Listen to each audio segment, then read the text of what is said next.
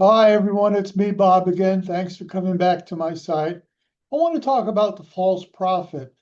Why is it that we rarely, if ever, hear anything about the false prophet?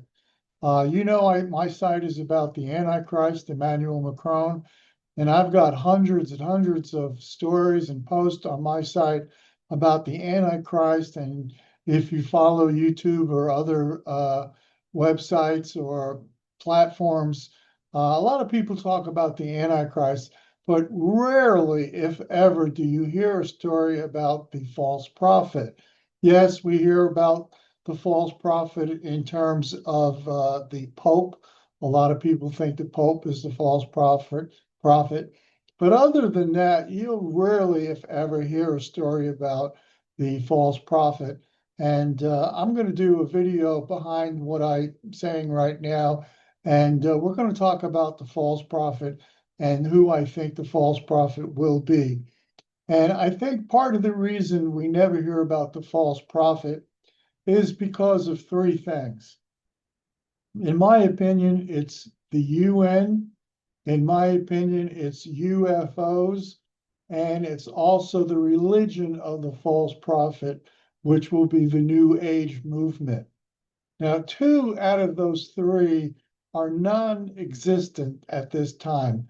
The UN, of course, is in existence, but the UFOs and the New Age movement really are not players at this particular time. And in my opinion, I think that's why we don't hear anything about the false prophet. But if we do talk about the false prophet, we are going to have to talk about UFOs, and we are going to have to talk about the religion that, in my opinion, the UFOs are going to bring along with them, which will be the New Age movement. I don't think it's going to be the Catholic Church, but I did think that for a long time, but I've changed my mind about a year ago, and I think it's going to be the New Age movement, which is going to be the religion of the tribulation period, led by the false prophet. And again, it has to do with the UFOs.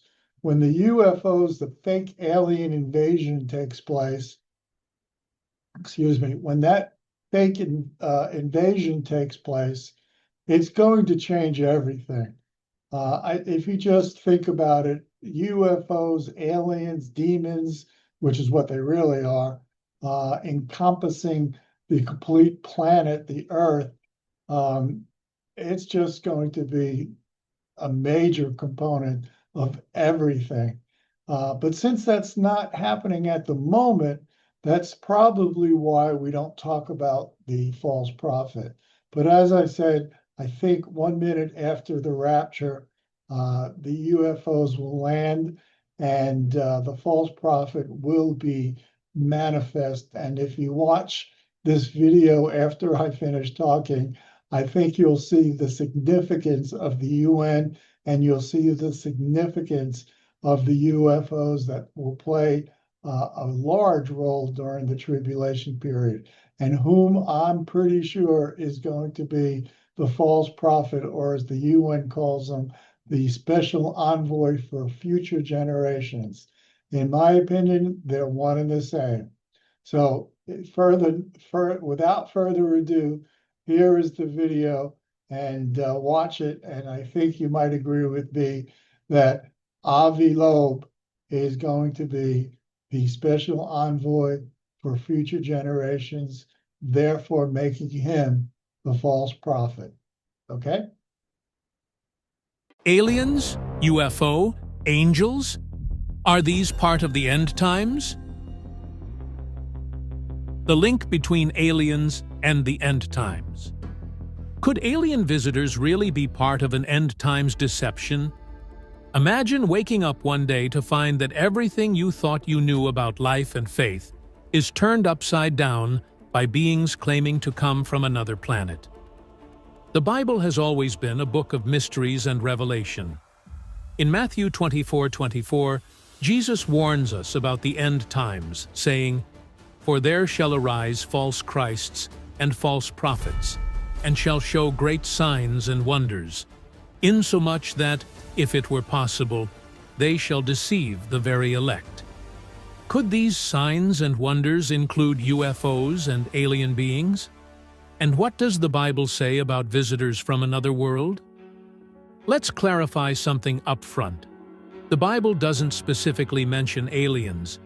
It does, however, describes visitors from another realm, the spiritual world. Since the very beginning, fallen angels, or demons, have interacted with humanity, often with deceptive intentions. Take Genesis chapter 6, verse 4, for example. It speaks of the sons of God who intermarried with human women, resulting in the Nephilim, a race of giants.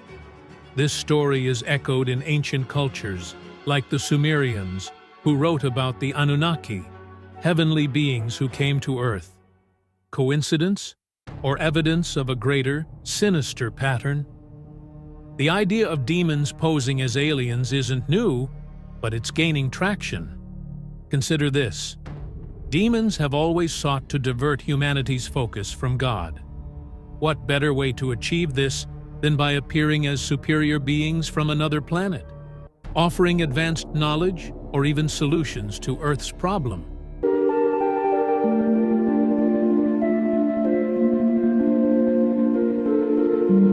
Avi Loeb is the Bird Professor of Science and the Director of the Institute for Theory and Computation at Harvard University. And he's well known for his groundbreaking work on extraterrestrial life, on black holes, and the Oumuamua object. He's also the best-selling author of Extraterrestrial and Interstellar, books about intelligent life beyond the Earth. So, thank you for joining me, Professor Loeb. My pleasure. Thanks for hosting me.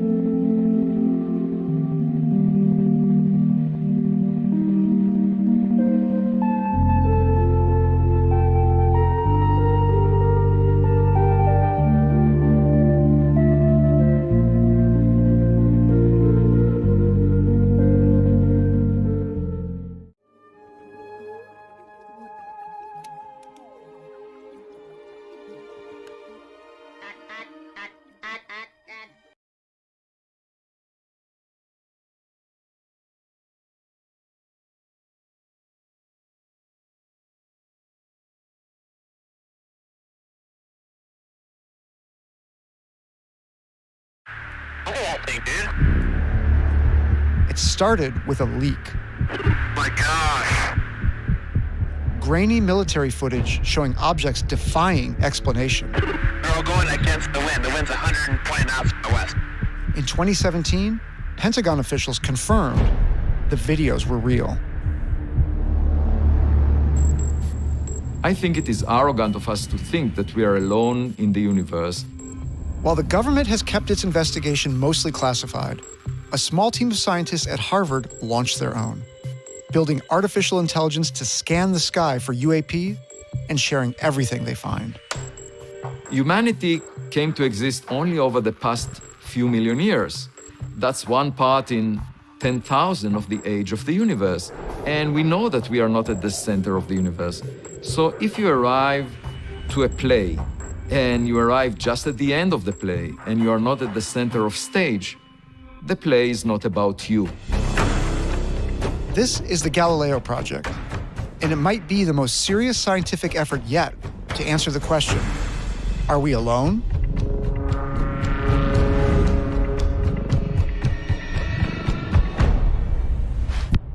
We have ignition, and we have liftoff.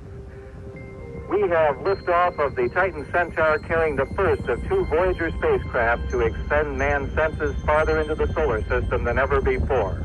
I think that most likely our first encounters will be with technological gadgets. And they need to be autonomous because the senders are very far away. They cannot wait for guidance. And so they have to have a brain of their own.